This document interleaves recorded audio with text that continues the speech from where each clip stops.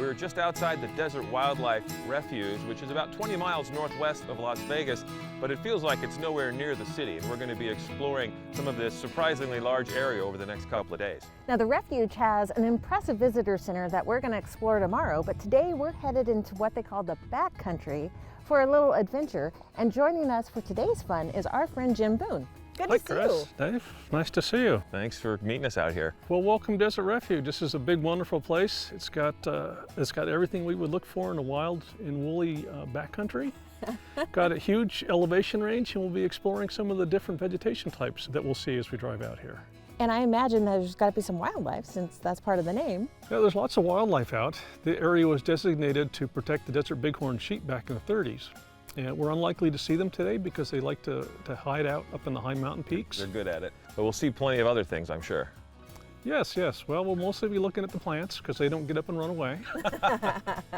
We'll be driving through big, open desert flats, narrow, deep canyons. It'll be a great day with lots of adventure. The refuge encompasses 7 different elevation ranges or life zones, each with unique characteristics. We'll see as many as we can today, starting only a few hundred yards up the road.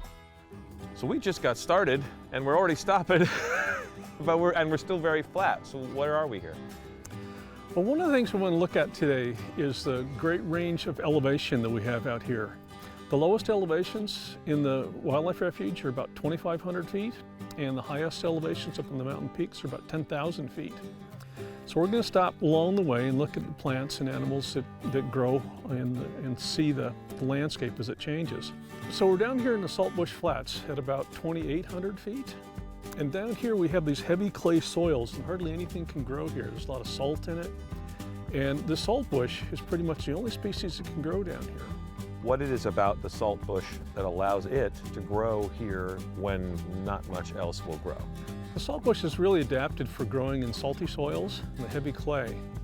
So this is really the kind of place where they excel at. They've really adapted to this kind of environment. An interesting place. It's hard to walk around in, so let's head on up to the next elevation zone and take a look. Sounds good. All right. Our second life zone is just a short drive up Mormon Well Road.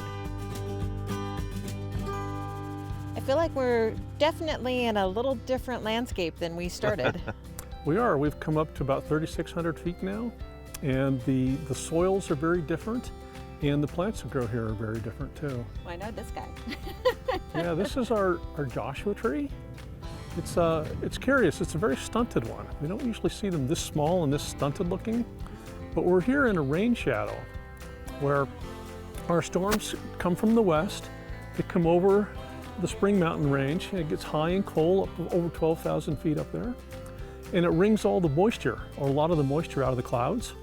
And then by the time they get over here, there's just not enough humidity to rain until it gets on up higher into the mountains. So they're not just young, they are stunted because they can't grow any further based on the amount of water that's available. Exactly. Where there's more rain, we'll see a lot more plants. And that's where we're headed next. Exactly. Further up the road, Jim stops us for a prehistoric moment. Well, here we are at Snail Fossil Rock. And you can see by looking at all the snail fossils here how it got its name. I was going to say, I think the name must come from the fact that it's covered in snails. Safe bet. Yeah. In fact, there's so many that when you walk up to it, it's like you hardly even recognize it.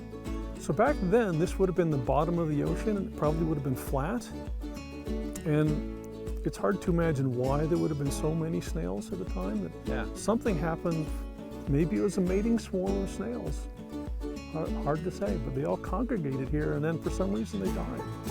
And you can see, as you look, some of the inside of the shell has been filled with the rock within the fossils themselves. That is really cool. Some are dark, and some are lighter.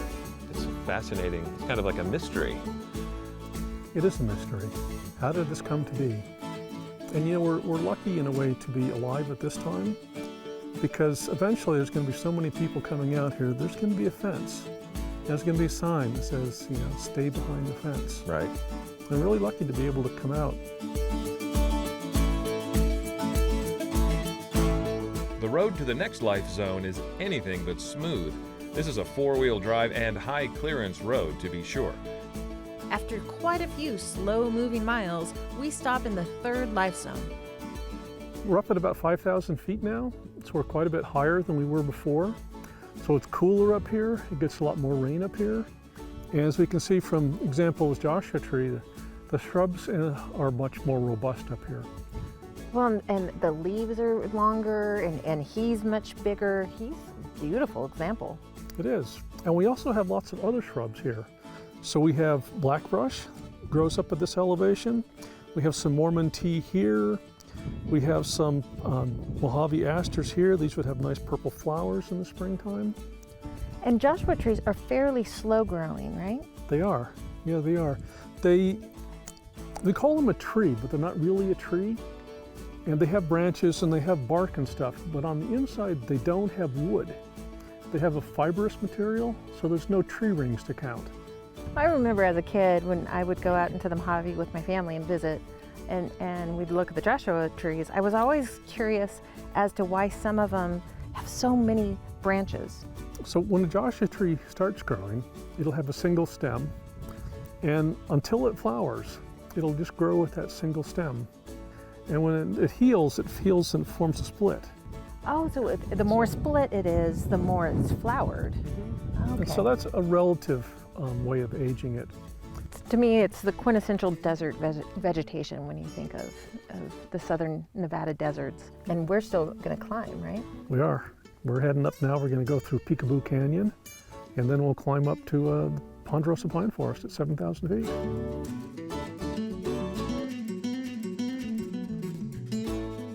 A few more miles up the road, and Jim reveals one of his favorite viewpoints, the Yucca Forest. I have never seen anything quite like this extended landscape made up of seemingly endless yucca trees. The camera doesn't do it justice. You have to see it in person. The terrain changes noticeably as we head into Peekaboo Canyon and the next life zone. Jim has another notable landmark to show us. Well, we're up about 5,500 feet in Peekaboo Canyon. It's this long, narrow gorge cut through the mountains here. And in front of us, we can see the hole in the wall, the Peekaboo. Oh, so that's what the canyon's named for. Yeah. And so if you're driving up the canyon, it's really hard to spot it because you just have to look back pretty far. Nice. What do you think made that happen, that hole? Well, it's a thin, narrow piece in the ridge. It's much narrower than it looks like up there. And just erosion, and they eroded a hole all the way through. And with that elevation change, of course, now we're seeing different vegetation again. We are. We're actually getting up now to where there's a whole lot of shrubs, and they're pretty much covering the ground. And we're starting to see a few pinyon and juniper trees. We'll see quite a few more pinyon junipers farther up. Vegetation being so different up here, of course, the wildlife and the birds that we're going to encounter up here are going to be very different too. They are. You're starting to get into mule deer up here, and lots of different kinds of birds. We have orioles that nest up in here, and lots of sparrows. There'll be some warblers here and there. We will be getting up into the pinyon juniper forest next. Now we're really seeing a different landscape. The temperature drops, and we're looking at trees that I don't normally associate with southern Nevada. So it's cooled off, snow's under our feet. I think we've gone higher up in elevation. We certainly have. We're up at 6,400 feet now, and we're in the pinyon juniper zone. And I can smell, I know that smells like wet sage. That smells like home to me, I know that smell. Yes, so we have true sagebrush here. I do see some cones on some of these.